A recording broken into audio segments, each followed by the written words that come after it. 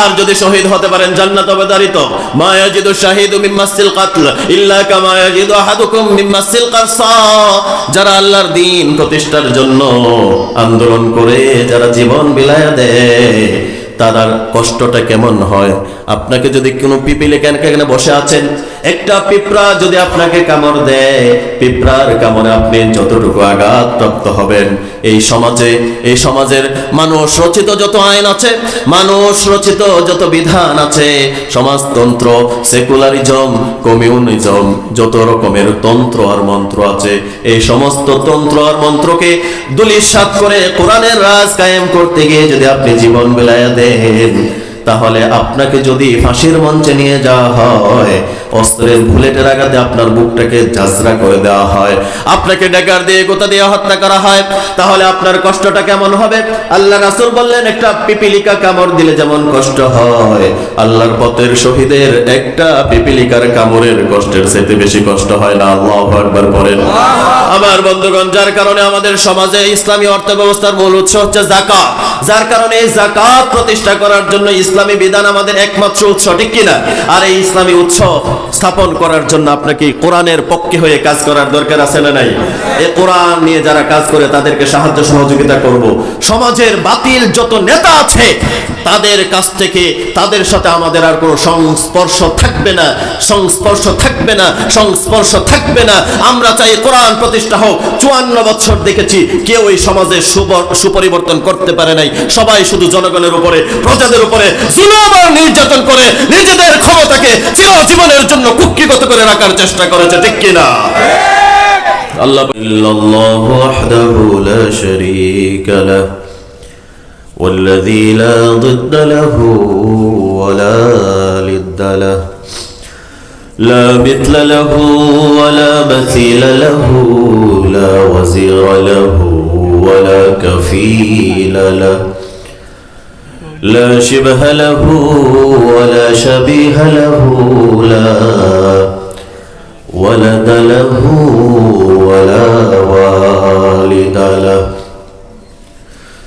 وهو الواحد الفرد الصمد لم يلد ولم يولد ولم يكن له كفوا أحد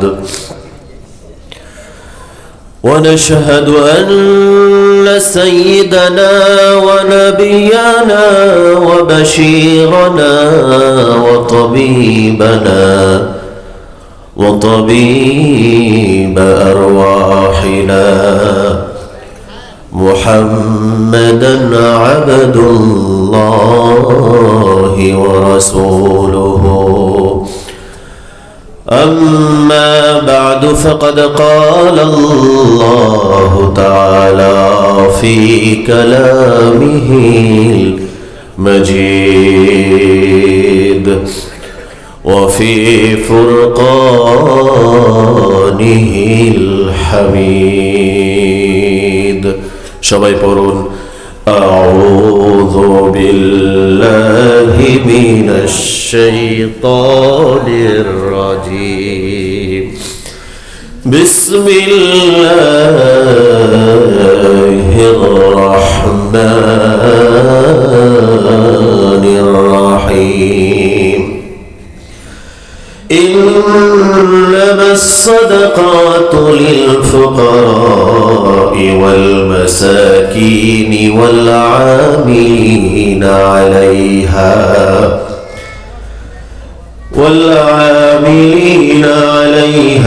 والمؤلفة قلوبهم وفي الرقاب والغارمين وفي سبيل الله وابن السبيل فريضة من الله والله عليم حكيم. وقال رسول الله صلى الله عليه وسلم بني الإسلام على 5: شهادة أن لا إله إلا الله وإقام الصلاة وإيتاء الزكاة والحج والصوم رمضان. وقال تعالى إن الله وملائكته يصلون على النبي يا أيها الذين آمنوا صلوا عليه وسلموا تسليما. اللهم صل على محمد সবাই পড়েন وعلى آل محمد كما صليت على إبراهيم وعلى آل إبراهيم إنك حميد مجيد. اللهم بارك على محمد وعلى آل محمد كما باركت على إبراهيم وعلى آل إبراهيم إنك حميد مجيد. পূর্ব ইসলামপাড়া সামাজিক কবরস্থান এর উন্নতি কল্পে যুব সমাজ ও এলাকাবাসীর উদ্যোগে আজকের এই তাফসীরুল কোরআন মাহফিলের সম্মানিত মুহতারাম সভাপতি সাহেব আলহাজ সৈয়দ মোহাম্মদ ইকবাল হোসেন, সাবেক ডাঙ্গি ইউনিয়ন চেয়ারম্যান, সহসভাপতি জনাব হাজী মোহাম্মদ আলম হোসাইন, সহসভাপতি ইসলামপাড়া বাংলাদেশ জামাতে ইসলামী, প্রধান অতিথি জনাব মোহাম্মদ মনির উজ্জামান মনির, সভাপতি ডাঙ্গা ইউনিয়ন যুবদল। উদ্বোধক হিসেবে আজকে যিনি উপস্থিত থাকার কথা জনাব হাজী মিশকাতুর রহমান, সভাপতি ইসলামপাড়া বাংলাদেশ জামাতে ইসলামী। সন্ধ্যার পর থেকে নিয়ে ওলামায়ে কেরামের মুখ থেকে আপনারা অত্যন্ত চমৎকারভাবে কোরআন এবং হাদিসের কথা শুনতেছিলেন। আজকের মাহফিলের যিনি প্রধান আলোচক, প্রধান বক্তা, সারা বাংলার আলোড়ন সৃষ্টিকারী প্রখ্যাত আলেম দ্বীন মুফাসসিরে কোরআন মুফতি মাহফুজুর রহমান সিদ্দিকী সাহেব বিবারিয়া, আল্লাহ পাক রব্বুল আলামিন প্রিয় ভাইকে হায়াতে তয়্যিবা সিহাতে কুল্লিয়া নসিব করুন, সকলে পড়ি আমিন। অন্যান্য উলামায়ে কেরাম, আমার সামনে উপবিষ্ট ইসলাম প্রিয় তাওহীদি জনতা, পর্দার অন্তরালের আমার সতী সাধবী সম্মানিতা মা এবং বোনেরা, আপনাদের সকলের প্রতি আমার আবারও সালাম। আসসালামু আলাইকুম ওয়া রাহমাতুল্লাহি ওয়া বারাকাতুহু। সালামের উত্তরটা যেই মিলে হওয়ার কথা ছিল সেই মিলে হয়েছে কি? আপনারাই বলেন, হয়েছে? মনে হচ্ছে রোজা অনেকদিন যাবৎ একটানা রোজা রাখতেছেন, শরীরটা অনেক বেশি ক্লান্ত দুর্বল, যার কারণে সালামের আওয়াজটা ঠিক এরকম হয়নি। এটাই নাকি বিষয়টা? কি এরকম নাকি? আসসালামু আলাইকুম ওয়া রাহমাতুল্লাহি ওয়া বারাকাতুহু। আলহামদুলিল্লাহ, আমরা আজকে এই মাহফিলে আসতে পেরেছি, এটার জন্য আমরা খুশি নাকি বেজার? আলহামদুলিল্লাহ, কারণ এই কোরআনুল কারীমের মাহফিলে যারাই অংশগ্রহণ করে তাদের নসিব ভালো, তকদির ভালো, যার কারণে কোরআনের মাহফিলে আসতে পেরেছে, ঠিক কি না? যাদের তকদির ভালো হয় না তারা কোরআনের মাহফিলে যেতেও পারে না, শুনতেও পারে না। তকদির যদি ভালো হয়, পা নাই সেও উপস্থিত হয়। তকদির যদি খারাপ থাকে, ঘরের সাথে তাফসীরুল কোরআন মাহফিল হলেও তার নসিবে হয় না, একটা কথা শোনার আছে না নেই? এরই ধারাবাহিকতায় আমি সব সময় একটা কথা আমি বলে থাকি, রাসূলুল্লাহ সাল্লাল্লাহু আলাইহি ওয়াসাল্লামের জন্ম দেখলো, শৈশব, কিশোর, কৈশোর, নবুয়ত প্রাপ্তি পর্যন্ত মক্কার কাফেরেরা, আবু জাহেল, উতবা, শাইবা, মুগীরা সবাই রাসূলকে দেখলো। রাসূলুল্লাহ সাল্লাল্লাহু আলাইহি ওয়াসাল্লামের চরিত্র এত নিষ্কলুষ, এত সুন্দর চরিত্র দেখে রাসূলুল্লাহ সাল্লাল্লাহু আলাইহি ওয়াসাল্লামকে আল আমিন, আস-সাদিক উপাধি দিয়েছিল কিন্তু মক্কার লোকেরাই, নাকি বলেন? কিন্তু রাসূলুল্লাহ সাল্লাল্লাহু আলাইহি ওয়াসাল্লামের উপরে ঈমান আনতে পারে নাই, রাসূলের দাওয়াত গ্রহণ করতে পারে নাই, কারণ তাকদীর খারাপ ছিল। কিন্তু শত শত মাইল দূর, হাজার হাজার মাইল দূর থেকে বেলাল হাবশী, সালমান ফারসিদের মতো সাহাবায়ে আজমাইনগণ রাসূলের দাওয়াত কবুল করলেন, দুনিয়ায় থেকেই জান্নাতের সার্টিফিকেট পেয়ে গেলেন। আল্লাহু আকবার পড়ে। যার কারণে তাকদীরটা খুব মারাত্মক একটা বিষয়, গুরুত্বপূর্ণ একটা বিষয়। সম্মানিত মুসল্লিয়ানে কেরাম, কোরআন এটা হচ্ছে একটা মহাবিশ্বের মহাবিশ্ব। এই কোরআনের শক্তির সামনে পৃথিবীর সমস্ত শক্তি বিকারীর মতো হাত পেতে আছে। কোরআন ছাড়া পৃথিবীর কোনো বিজ্ঞানী গবেষণা চালাতে পারে না, অচল।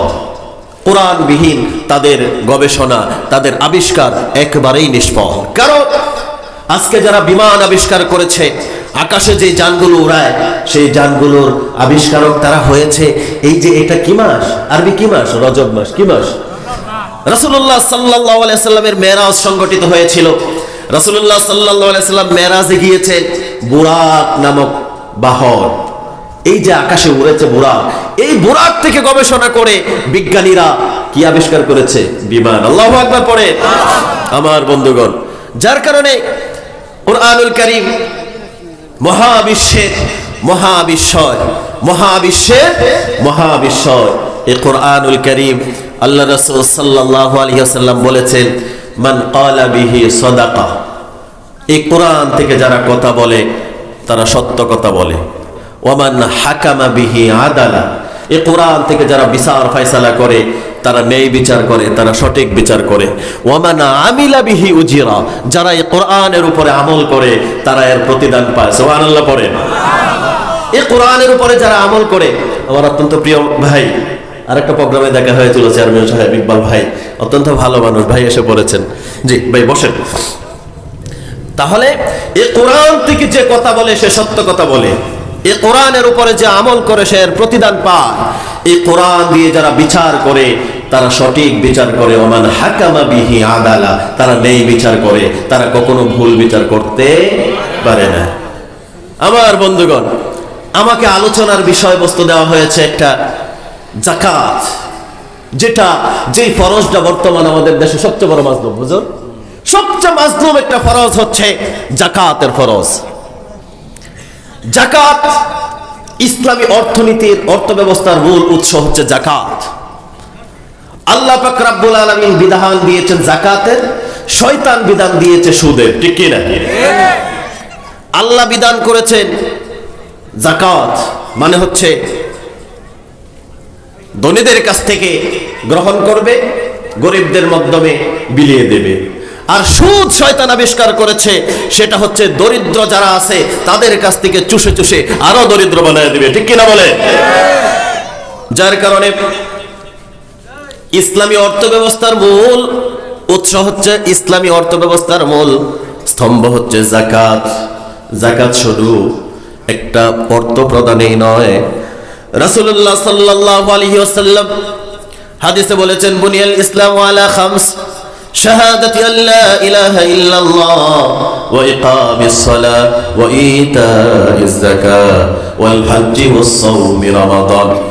ইসলামের 5টি খুঁটির উপরে, 5টি স্তম্ভের উপরে ইসলাম প্রতিষ্ঠিত। এর মধ্যে সর্বপ্রথম যে জিনিসটা সেটা হলো লা ইলাহা ইল্লাল্লাহর সাক্ষ্য প্রদান করা।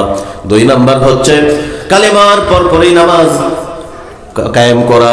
3 নাম্বার যেই ফরজের ব্যাপারে রাসূলুল্লাহ বললেন সেটাই হচ্ছে যাকাত আদায় করা।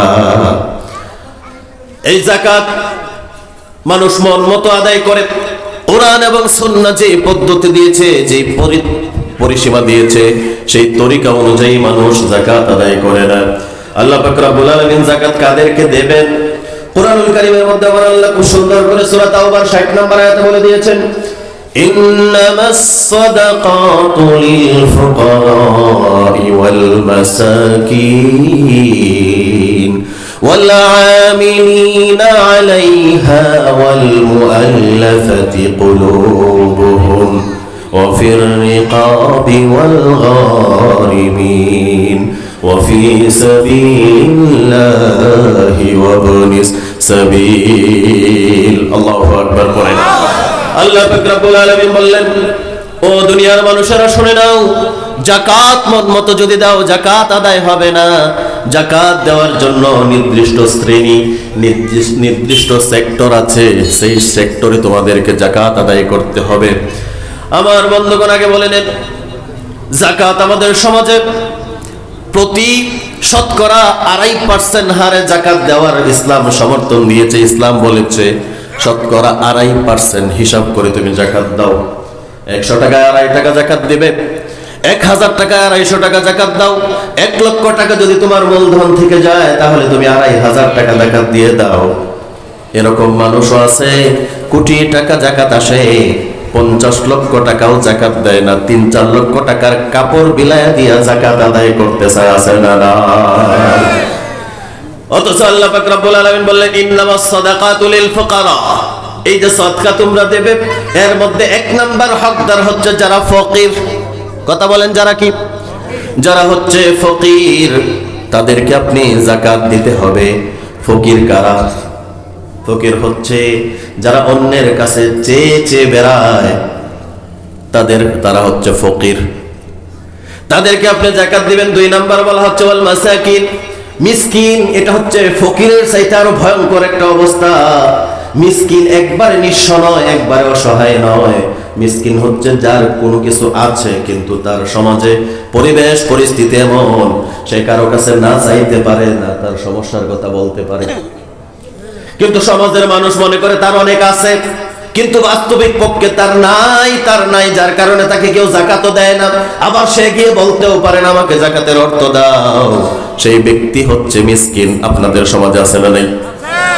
আমরা শুধু মনে করি যার পিতা মাতা নাই তারা এতিম মিসকিন, কিন্তু বন্ধু সম্ভ্রান্ত গরিব ভদ্রলোক যারা, তারাও মিসকিনের মধ্যে পড়ে যায়, তারাও যাকাত খাওয়ার উপযোগী, কিন্তু কারো কাছে বলতে পারে না, আছে না নাই? রাসূলুল্লাহ সাল্লাল্লাহু আলাইহি সাল্লাম বলেছেন, তোমাদের কাছে কেউ আসলো, 1 বেলা 2 বেলা 2 মুঠো ভাত খাবার ছিল, অর্থাৎ কিছু খাবার, কিছু খেজুর তোমাদের কাছে চাইলো, তাদেরকে দিয়ে দিলে সে চলে গেল, এটার নাম মিসকিন নয়। এটার নাম মিসকিন নয়, এটা হচ্ছে ফকির। আপনার কাছে আসছে, আপনি দিচ্ছেন, সে চলে গেছে। কিন্তু মিসকিন হচ্ছে তোমার আশপাশে এমন মানুষ যে তোমার কাছে হাত পেতে চাইতে পারে না, মুখ ফুটে তোমার কাছে তার অসহায়তার কথা বলতে পারে না, আবার মানুষ গিয়ে খুঁজে খুঁজে তাদেরকে বের করে না। এরকম অসহায় মানুষদের মধ্যে 2 নম্বরে যাকাত বন্টন করতে হবে, আল্লাহর নির্দেশ। 3 নম্বর আল্লাহ পাক রব্বুল আলামিন বললেন, ওয়াল আমিলিনা আলাইহা ওয়াল মুআল্লাফ ওয়াল আমিলিনা আলাইহা। যাকাত আদায়ের কর্মচারী যারা আছে, যাকাত বিভাগে যারা কাজ করে, ইসলামী রাষ্ট্র যদি হয়ে যায়, মান তুআদ্দুল আগনিয়া, ধনীদের কাছ থেকে যাকাতের অর্থ রাষ্ট্রীয় কোষাগারে জমা হয়ে যাবে। ফাতুরাদ্দু আলা ফুকারাইহিম, এবং জমা হওয়ার পরে তাম দেশের যত সহায় দরিদ্র এই যে মানুষগুলো আছে, 8 শ্রেণীর লোকের মধ্যে যাকাতের সম্পদ বন্টন করা হয়। সেই 8 শ্রেণীর মানুষের একটা তালিকা করা হবে। তালিকা যখন করা হবে, সেই তালিকা আপনি মানুষের কাছে যাওয়া লাগবে না। রাষ্ট্রীয়ভাবে ইসলাম যখন প্রতিষ্ঠিত হয়ে যাবে, ইসলাম যখন কায়েম হয়ে যাবে, আপনি অসহায়, আপনি যাকাত খাওয়ার উপযোগী, আপনার কাছে যাকাতের মালগুলো খুঁজে খুঁজে ইসলাম আপনার ঘরে পর্যন্ত পৌঁছায় দেবে। আর এখন আমাদের দেশে যাকাত দেয়, আগে ঘোষণা করে অমুক জায়গায় অমুক বাসাবাড়ির ছাদের উপরে যাকাতের অর্থ বিনিময় করা হবে, যাকাতের শাড়ি লুঙ্গি বিতরণ করা হবে। আমার বন্ধু যেই টাকা দিয়ে যাকাতের জন্য শাড়ি আর লুঙ্গি কিনে, এই টাকার শাড়ি আর লুঙ্গি যদি নিজের ওয়াইফের জন্য কিনে, নিয়ে দেওয়ার সাথে সাথে বলবে আমি তোমার ঘর করব না, ঠিক কিনা? একটা ধোয়া দিলে গামছার চাইতে নিকৃষ্ট হয়ে যায়। দোকানের মধ্যে লেখা শাড়ি, যাকাতের শাড়ি লুঙ্গি পাওয়া যায়। তোমাকে কে অধিকার দিয়েছে মানুষকে ছোট করার জন্য? এখন যখন মানুষ লাইন ধরে দাঁড়ায়, সিরিয়ালে দাঁড়ায় যাকাতের একটা লুঙ্গি নেওয়ার জন্য, মানুষকে লাইন ধরে দাঁড়াতে হয় ঘন্টার পর ঘন্টা। কয়েক বছর আগে ময়মনসিংহের ঘটনা পত্রিকাতে আসছে, আপনারা যারা সচেতন দেখেছেন। মানুষের পদদলিত হয়ে কয়েকজন মানুষ প্রাণ হারিয়েছে যাকাতের একটা লুঙ্গির জন্য, যাকাতের একটা শাড়ির জন্য। মানুষ পায়ের নিচে পিষ্ট হয়ে হাজার হাজার মানুষ জমায়েত হয়েছে। এটার নাম যাকাত নয়, যাকাত নয়, এটার নাম হচ্ছে লোক দেখানো লৌকিকতা। চিল্লায় বলেন ঠিক কিনা? কারণ যাকাত যদি দিতে হয়, সে মনে করে আমি যাকাত দিচ্ছি না, আমি তাকে সাহায্য করছি। এই সাহায্য করছি মনোভাব যদি থাকে, তার যাকাত কঠিনকালে আদায় হবে না। কারণ যাকাত এটা গরিবের, আপনার কাছে সে, আপনি তার কাছে বিপদগ্রস্ত, কারণ আপনাকে আল্লাহ সম্পদ দিয়েছেন। গরিবের হক আপনি তার কাছে খুঁজে খুঁজে বের করে দেবেন। আমার বন্ধুগণ, রাসূলুল্লাহ সাল্লাল্লাহু আলাইহি সাল্লামের সাহাবাদের জীবনের ঘটনা। একজন মানুষ যাকাতের কিছু পুটলির মধ্যে, জোলার মধ্যে কিছু অর্থ সম্পদ নিয়ে দিনের পর দিন 3-4 দিন পর্যন্ত ঘুরলেন যাকাত বিলানোর জন্য, যাকাত দেওয়ার জন্য। একজন মানুষ পায় না, অন্য শহরে চলে গেলেন। অন্য শহরে গিয়ে একজন মানুষকে দেখলেন, তার উস্কো কুস্কো চুল, ধুলোমলিন চেহারা, গাছের ছায়ায় বসে আরাম নিচ্ছেন। লোকটা গেল, গিয়ে বলল, হারে মনে হয় আজকে আমার বিপদ মুক্ত হবে, কারণ আজকে আমি যাকাতের পয়সা তাকে দিয়ে আমার যে বোঝা আমি বহন করে চলছি, সেই বোঝা থেকে আমি মুক্তি পেয়ে যাব। গিয়ে বলল, ভাই তুমি আমার যাকাতের অর্থগুলো নাও, আমাকে মুক্তি দাও। আমি আজকে 3 দিন বা 7 দিন যাবত আমি যাকাত দেওয়ার জন্য খুঁজতেছি, মক্কাতে কোনো যাকাত খাওয়ার লোক পাই না। সুবহানাল্লাহ পড়েন। আমার বন্ধু ওই ব্যক্তি তখন, পার্শ্ববর্তী ব্যক্তি বলল, তুমি 7 দিন যাবত ঘুরতেছো, আমি 1 মাস যাবত যাকাতের সম্পদ নিয়ে রাস্তায় রাস্তায় ঘুরে বেড়াচ্ছি, একজন মানুষ যাকাত খাওয়ার উপযোগী পর্যন্ত পেলাম না। আমার বন্ধুগণ, এখন আপনি ঘোষণা দেন যাকাতের লুঙ্গি আর শাড়ি দিবেন, এর মধ্যে এই 8 শ্রেণীর খাতের লোক অনেক সময় নাই, এদেরকেও আপনি দিয়ে দেন। নির্দিষ্ট খাত ছাড়া যদি আপনি দেন তাহলে হবে?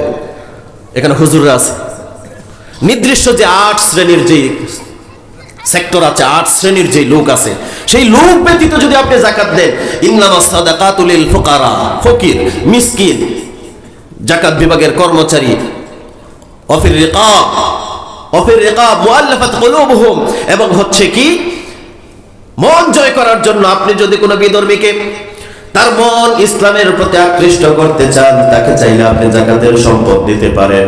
তার মন যদি আকৃষ্ট হয় যাকাতের দিকে, ইসলামের দিকে, সে যদি মনটাকে দুর্বল করে যায়, সে যদি ইসলাম গ্রহণ করে ফেলে, তার মন পরিবর্তনের জন্য আপনি চাইলে তাকে যাকাত দিতে পারবেন। এরকম। এবং আল্লাহর রাস্তায় যারা থাকে, মুসাফির ব্যক্তি যারা, তাদের দেশে যদি 1000 কোটি টাকার সম্পত্তি থেকে থাকে, আপনার কাছে এসে যদি সে অসহায় হয়ে যায়, তাহলে আপনি সেই ব্যক্তিকেও যাকাতের অর্থ দিতে পারবেন। আমার বন্ধু, যাকাত মানেই হচ্ছে বৃদ্ধি পাওয়া, যাকাত মানে হচ্ছে বৃদ্ধি পাবে, যাকাত মানে হচ্ছে পবিত্রতা, যাকাত মানে হচ্ছে আল মাদহু, প্রশংসা। নির্দিষ্ট সময়ে নির্দিষ্ট নিসাব পরিমাণ সম্পত্তির মালিক যদি কারো মালিকানা 1 বৎসর থাকে, তাহলে শরীয়ত নির্দেশিত পন্থায় 2.5% হার হিসাব করে যাকাত দেওয়া প্রত্যেক ধনী মানুষের উপরে ফরজ করে দিয়েছেন কে?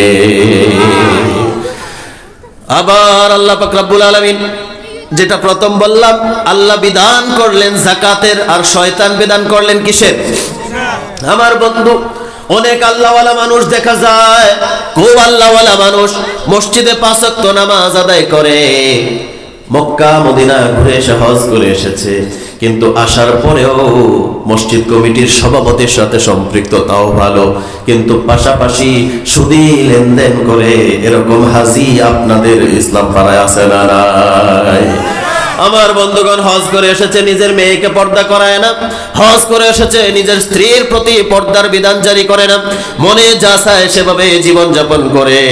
আল্লাহ পাক রব্বুল আলামিনের রাসূল বলেছেন, যারা যাকাত যথাযথভাবে আদায় করবে না, তাদের ব্যাপারে রাসূল সাল্লাল্লাহু আলাইহি ওয়াসাল্লাম বলেছেন, মান আতাহুল্লাহু মালান, যাদেরকে আল্লাহ পাক রব্বুল আলামিন সম্পদ দিয়েছেন, সম্পদ যাদের আছে, ফাতুআদ্দুজ যাকাতা, তারা যদি তাদের সম্পদের যাকাত আদায় না করে, তাহলে যাকাতগুলো তাদের কিয়ামতের দিন এই যাকাতের সম্পদগুলো সাপে পরিণত হবে, সুজাআন আকরাউ জাবিবাতাইনি, তাদের সম্পদগুলো একটা সাপে পরিণত হবে।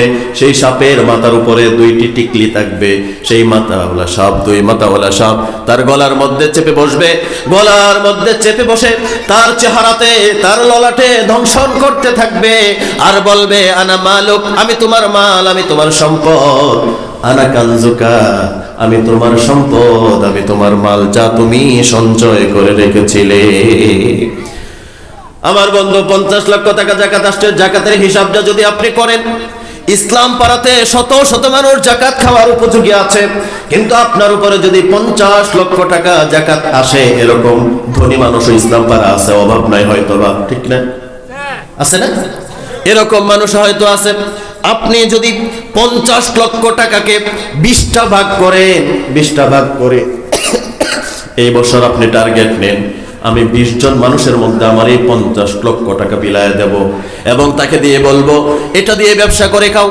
একটা অটো যদি আপনি তাকে কিনে দেন, আগামী বছর সে আর আপনার কাছে জাকাতের জন্য যাবে? কথা বলেন। আপনি এই বছর যদি তাকে 1.5 লক্ষ টাকা, 1 লক্ষ টাকা দিয়ে একটা ব্যবসার পুঁজি দেন, যে একটা টং দোকান দাও, সে আগামী বছর আর হয়তো আপনার কাছে জাকাতের জন্য আসবে না। এই হিসাব করে একটা অসহায় মহিলা আছে, সেই মহিলাকে আপনি একটা সেলাই মেশিন কিনে দেন, একটা সেলাই মেশিন কিনে দেন। না, এটা করবে না। করবে কি? 200 টাকা 300 টাকা দিয়ে একটা শাড়ি কিনবে, 300 টাকা 400 টাকা দিয়ে একটা লুঙ্গি কিনবে, যেই লুঙ্গি পরার উপযোগী আর থাকে না। একটা ধোয়া দিলে পরে এই লুঙ্গি আর পরার কোনো ব্যবস্থা থাকে না। এইটার দিয়ে কখনো জাকাত আদায় হয় না। জাকাত যদি আদায় করতে হয়, হিসাব করে, পাই টু পাই হিসাব করে মানুষের মধ্যে আপনাকে জাকাত বিলায় দিতে হবে। আমার বন্ধুগণ, আল্লাহ পাক রব্বুল আলামিন, এই যে মানুষ অনেকেই জাকাত দেওয়ার পরে মনে করে আমি গরিব অসহায়কে সাহায্য করছি না, ওফি আমওয়ালিহিম হাক্কুল লিসাইলি ওয়াল মাহরুম। এটা গরিবদেরকে আপনি সাহায্য করছেন না, গরিবদের হক, তার হক যদি আপনি ভক্ষণ করেন, আপনি হারাম খেয়েছেন, ঠিক কিনা? আপনি মনে করতেছেন আপনার সম্পদ, কিন্তু প্রকৃতপক্ষে আপনার সম্পদ নয়।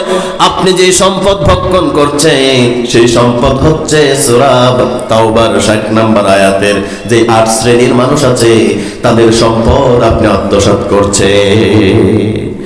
আমার বন্ধুগণ, ইসলাম আমাদেরকে শেখায় নমনীয়তা, ইসলাম আমাদেরকে শেখায় কোমলতা, ইসলাম শেখায় আমাদেরকে রাষ্ট্র ক্ষমতা। যার কারণে রাষ্ট্রে যদি আপনি ইসলাম প্রতিষ্ঠা করতে পারেন, জাকাতের উল্টা পাল্টা হিসাব আর কেউ করতে পারবে না। وعد الله الذين آمنوا وعملوا الصالحات ليستخلفنهم في الأرض كما استخلف الذين من قبلهم وليمكنن لهم الذي ارتضى لهم। আল্লাহ পাক রব্বুল আলামিন বলেন, তোমাদের রব তোমাদের কাছে ওয়াদা করেছেন, তোমাদেরকে জমিনের খলিফা, জমিনের শাসন কর্তৃত্ব তোমাদের কাছে আল্লাহ দিয়ে দিবেন। সুবহানাল্লাহ পড়েন। লা ইস্তাখলিফান্নাহুম ফিল আরদ, জমিনের খেলাফত, জমিনের প্রতিনিধিত্ব, জমিনের শাসন কর্তৃত্ব, রাষ্ট্র ক্ষমতা তোমাদের কাছে দেবেন, কিন্তু তোমাদের এর বিনিময়ে করতে হবে লা ইস্তাখলিফান্নাহুম ফিল আরদ। এই জমিনের প্রতিনিধিত্ব যদি তোমরা পেতে চাও, তাহলে তোমাদেরকে আমলে সালেহ করতে হবে, সততার সাথে চলতে হবে, ভালো গুণ অবলম্বন করতে হবে। তাহলে আল্লাহ তোমাদের হাতে রাষ্ট্র ক্ষমতা উঠায় দেবেন। আর কোনো ভালো আলেম, ওলামা এবং ইসলামী দলের হাতে যদি রাষ্ট্র ক্ষমতা যায়, তাহলে জাকাতের সঠিক হিসাব করে করে জাকাত দিয়ে দেবে, জাকাত দিয়ে দেবে। জাকাতের কোনো 2 নাম্বারই করবে না। আপনার তার বাড়িতে যেতে হবে না, আপনার কারো বাড়িতে যেতে হবে না, কারো ছাদের নিচে গিয়ে লাইন ধরে দাঁড়াতে হবে না। ইসলামী রাষ্ট্রের প্রধান যিনি থাকবেন, তিনি বাইতুল মালের দায়িত্বে যিনি থাকবেন, তার দ্বারা নিয়ন্ত্রণ করে প্রত্যেকের বাড়িতে বাড়িতে আপনার যেই পাওনা, সেই পাওনা পাই টু পাই হিসাব করে আপনাকে মিটিয়ে দিতে পারেন যেই ব্যবস্থা, সেই ব্যবস্থার নাম হচ্ছে ইসলামী রাষ্ট্র ব্যবস্থা। আমার বন্ধু, এখন ইসলামী রাষ্ট্র ব্যবস্থার ক্ষেত্রে কারো কারো গাছালা উঠে আসে না নাই?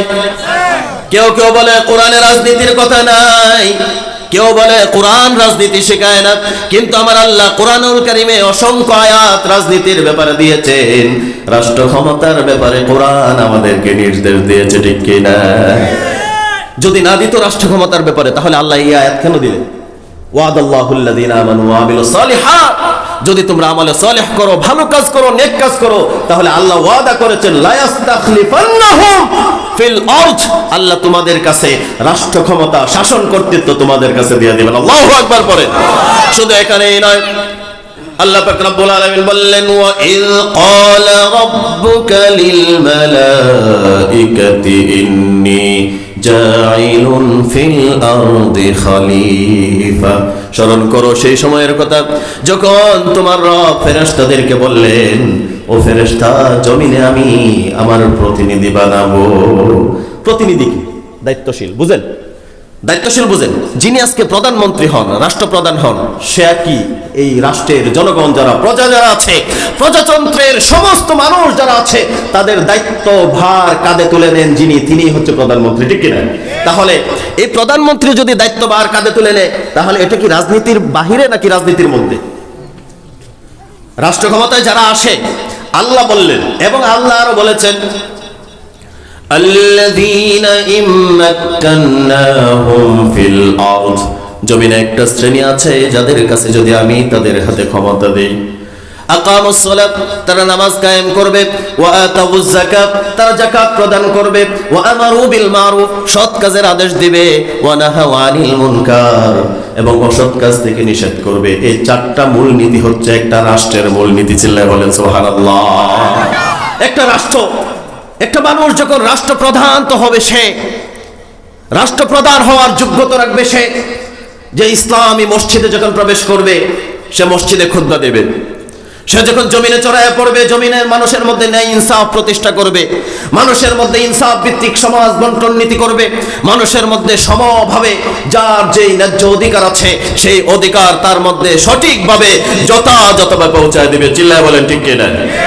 আমার বন্ধুগণ, এখন দেখা যায় কারো কারো মাথা নষ্ট হয়ে গেছে, উল্টা পাল্টা পাগলের প্রলাপ বকতে শুরু করেছে যে কোরআনে রাজনীতি নাই। আমার বন্ধু, দুই দলই ঝামেলা, দুই শ্রেণীর মানুষই ঝামেলা। কোনটা জানেননি?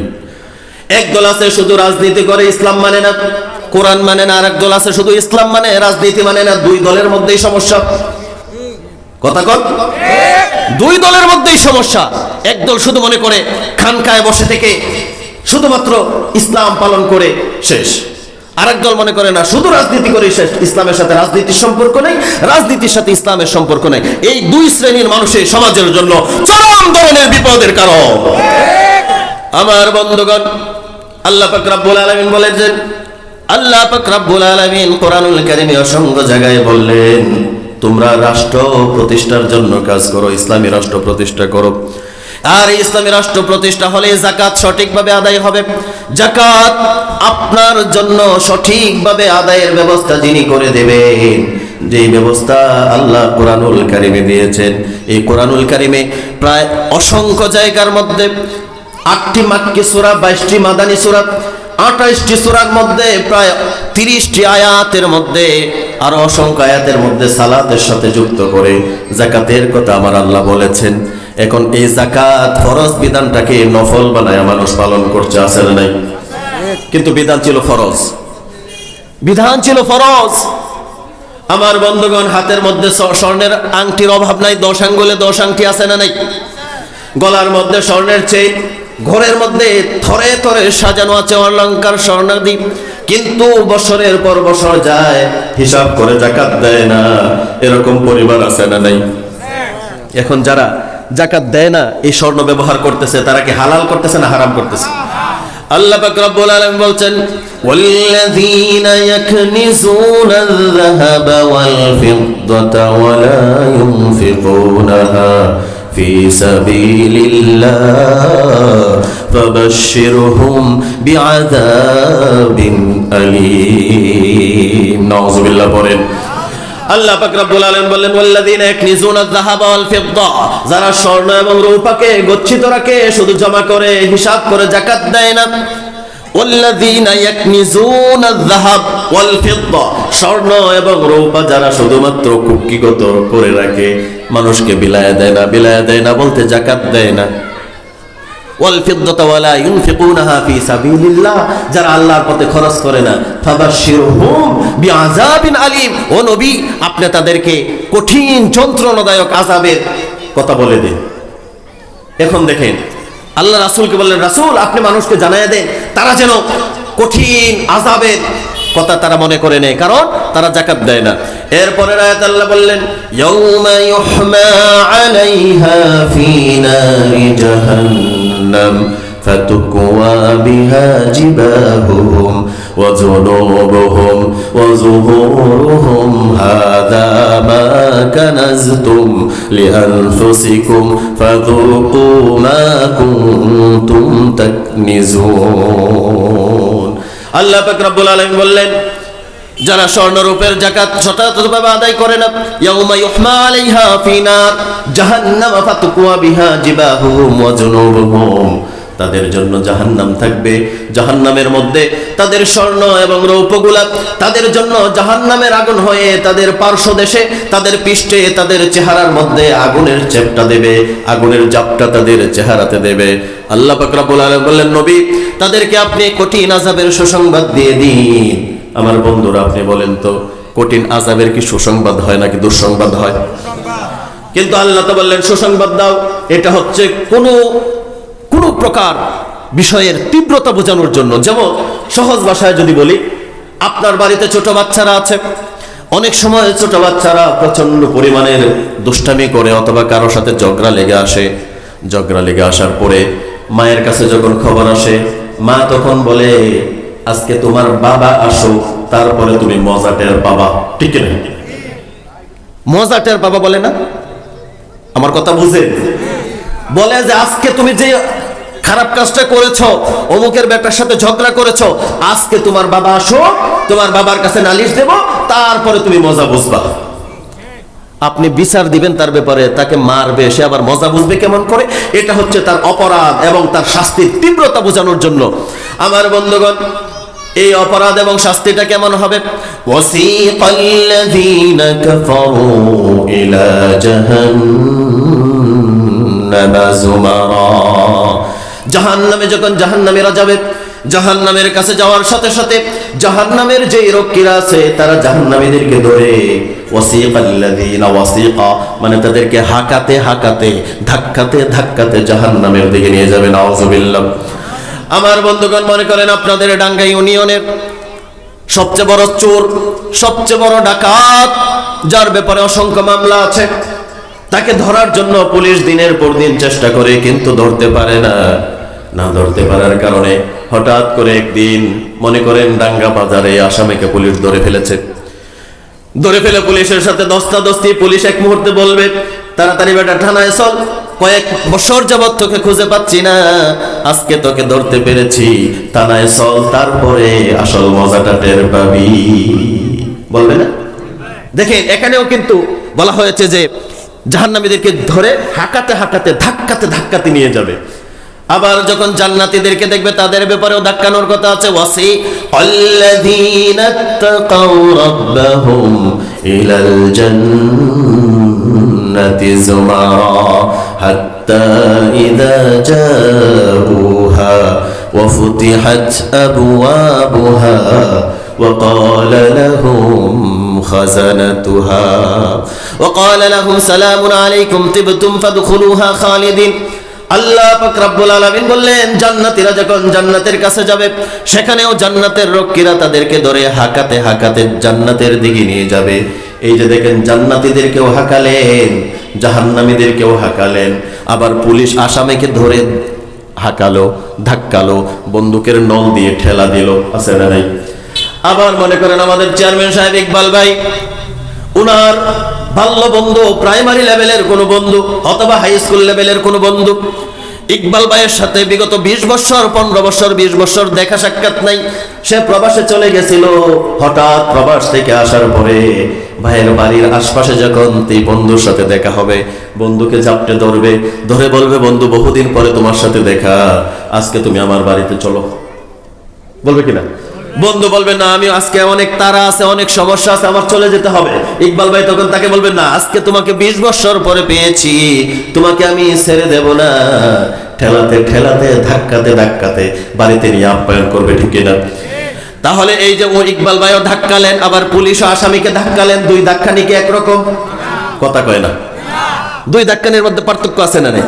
আমার বন্ধুগণ, যারা কোরআনের বিধান অনুযায়ী যারা হিসাব নিকাশ করে, যারা যাকাত আদায় করবে না, যারা কোরআনের বিধান অনুযায়ী যারা সমাজ পরিচালনা করবে না, এই কোরআনের আইনের বিরোধিতা যারা করবে, যাকাত যারা পুঙ্খানুপুঙ্খানু হিসাব করে দিতে পারবে না, তাদেরকেও আল্লাহ পাক রব্বুল আলামিন বললেন, ইয়াউমা ইউহমা আলাইহা ফি নারি জাহান্নাম ফাতুকওয়া বিহা জিবাহুহুম ওয়া জুনুবুহুম ওয়া যুহুরুহুম হাযা মা কানাজতুম লিআনফুসিকুম ফাযুকু মা কুনতুম তাকনিজুন। আল্লাহ পাক রব্বুল আলামিন বললেন, এই সম্পদগুলো জাহান্নামের আগুন হয়ে যাবে, সব বিচ্যুতে রূপান্তরিত হবে, গলাতে ললাটে চেহারাতে পৃষ্ঠদেশে সাপের মতো আগুনের জাপটাগুলো দেবে। দিতে দিতে এই সম্পদ নিজেরাই বলবে, এই যে আমি তোমার মাল, আমি তোমার সম্পদ, যা আমাদেরকে তোমরা সব সময় কুক্ষিগত করে রাখতে, জমা করে রাখতে, কখনো কি করো নাই? হিসাব নিকাশ করে যাকাত দাও নাই।